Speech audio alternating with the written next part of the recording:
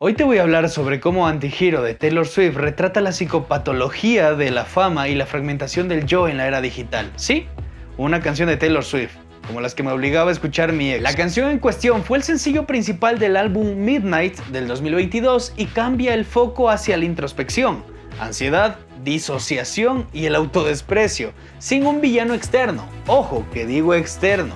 O sea, nadie de fuera. Villana externa vendría a ser mi ex. La idea central es que la mente puede volverse contra ti con obsesión y pensamientos intrusivos, especialmente de noche, cuando te quedas a solas y se acumula la culpa y el miedo al abandono.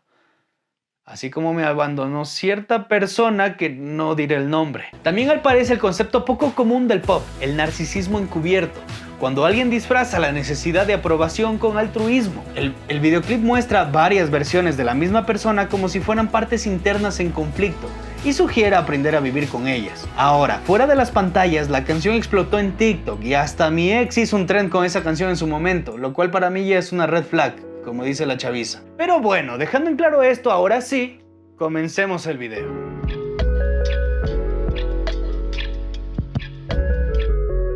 Ok, verás, esta canción Anti-Hero de Taylor Swift centra la historia en lo que ocurre cuando alguien vive expuesto a la mirada de millones y, aún así, por dentro se siente inseguro. El antihéroe aquí es un personaje con fallas que admite que parte del conflicto nace dentro de sí. Para entenderlo se usa una idea de psicología y es que hay rasgos que el ego prefiere no ver y cuando asoman generan choque, culpa y hasta vergüenza. También se marca una tensión entre la figura pública y la experiencia privada. Y es que la fama puede convertir a una persona en una marca enorme que eclipsa a lo humano. Y esta diferencia produce distancia y una sensación de despersonalización. En lugar de pensar en un solo yo simple, se propone mirar la mente como un conjunto de partes. Mientras una parte vulnerable guarda cargas difíciles con miedo al rechazo, otra parte intenta dirigir la vida para mantener control y apariencia de normalidad.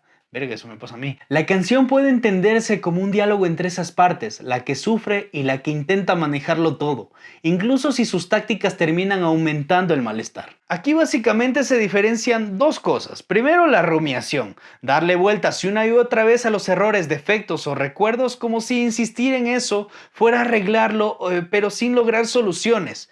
Por si acaso, rumiación es la preocupación constante por temas generalmente desagradables y relacionados con la situación actual de la persona.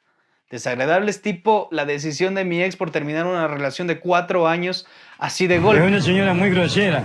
A mí por 2 ocasiones me va mandando a la verga. Perdón, disculpen. Segundo, los pensamientos intrusivos. Ideas que aparecen sin querer, se sienten ajenas y provocan angustia porque no se pueden apagar. Y también debes tener en cuenta de que estos procesos se empeoran cuando el reloj biológico se desordena. Hablamos de noches que se vuelven el centro del día, algo que puede aparecer en la depresión y la ansiedad, ya que en ese horario se baja la capacidad del cerebro para regular emociones y controlar impulsos y se sube la sensibilidad emocional.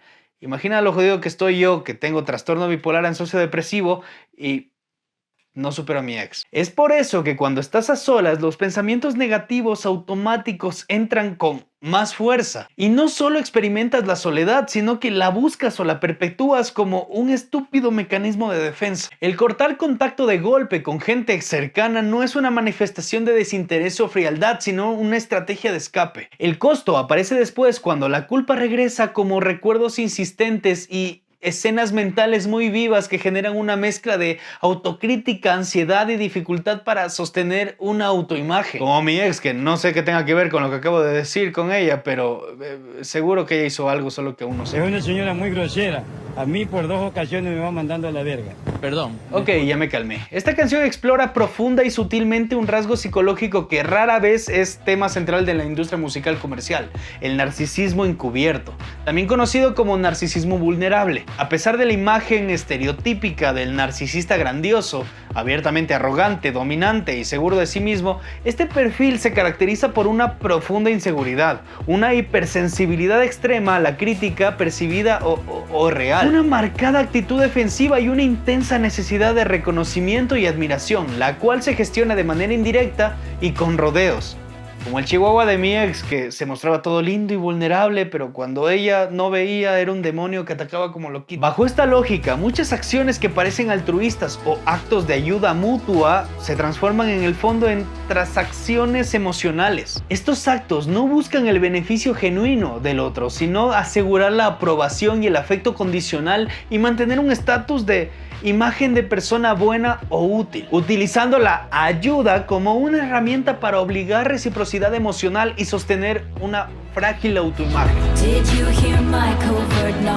La letra y el contexto visual de la canción muestran un ideal cultural altamente contradictorio de la figura femenina, que exige infantilizarla, requiriendo una imagen de inocencia o dulzura y a la vez un atractivo sexual hipersexualizado. Esto genera un malestar en la protagonista, que se siente físicamente como demasiado grande o demasiado visible o demasiado diferente en comparación a ese ideal alcanzado. Esta experiencia se conecta directamente con los conceptos clínicos como la dismorfia corporal o un trastorno donde la preocupación por un defecto físico percibido, a menudo mínimo o inexistente para otros, se vuelve visible e incluso angustiante. El resultado de todo esto es una sensación de deshumanización, donde el cuerpo deja de ser un vehículo de la propia existencia para convertirse en un objeto de escrutinio, juicio y crítica constante, tanto externa como interna. Y es que la canción Anti-Hero presenta la fama y la vida pública como un catalizador que intensifica conflictos internos en lugar de combatir un enemigo externo o mínimo real. La letra y el videoclip funcionan como un mapa de una mente fragmentada. Partes vulnerables que cargan miedo al rechazo y vergüenza, y partes que intentan controlar la imagen y la conducta para sostener la normalidad. A eso se suma una dinámica concreta, la rumiación e intrusiones mentales, sobre todo de noche, cuando baja la regulación emocional y se amplifica la autocrítica. El resultado es una pinche ansiedad anticipatoria, disociación, culpa persistente y conductas de evitación que alivian a corto plazo, pero dejan consecuencias emocionales. También aparece el narcisismo vulnerable como necesidad de aprobación camuflada y la vigilancia del cuerpo como presión constante que puede volverse en una voz interna cruel. Escúchame, y en serio escúchame, tu identidad no debería depender de la mirada ajena ni de la voz más dura de tu mente. Cuando estás ansioso o cansado, la autocrítica puede sonar como una verdad absoluta, pero solo es una parte interna hablando, no el veredicto sobre quién eres. Mirarte como partes ayuda a bajar la vergüenza. En vez de pelear por ser una versión impecable, el enfoque más útil es integrar. Reconocer lo que esa parte intenta proteger sin dejar que dirija toda tu vida. También sirve tratar las etiquetas psicológicas como un lenguaje para entender patrones, no como tu identidad fija, ni un diagnóstico automático. Mira como mi ex, los patrones de ella es que es una desgraciada hija de... Y con el cuerpo y la imagen, la idea práctica es simple. Si una medida o comentario se convierte en un insulto interno, no te está informando, te está dañando. Ahí conviene priorizar la relación más humana contigo, basada en la estabilidad emocional y no en una evaluación permanente. No como mi ex, que tomó una decisión permanente de romper nuestra relación de 4 años solo porque le fui infiel una vez. ¡Una vez!